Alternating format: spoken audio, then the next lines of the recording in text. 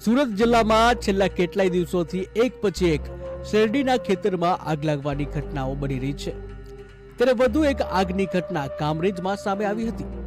સુરત જિલ્લાના કામરેજમાં બાપા સીતારામ ચોકથી દાદા ભગવાન મંદિર તરફ જતા રસ્તા પર આવેલા એક શેરડીના ખેતરમાં આગ લાગવાની ઘટના બની હતી। આ ઘટનાની જાણ કામરેજ ફાયર વિભાગને કરવામાં આવતા જ કામરેજ ફાયર વિભાગની ટીમ તરત જ સ્થળ ઉપર દોડી આવી હતી અને સતત 25,000 લીટર પાણીનો મારો ચલાવી આગ ઉપર કાબુ મેળવી લીધો હતો।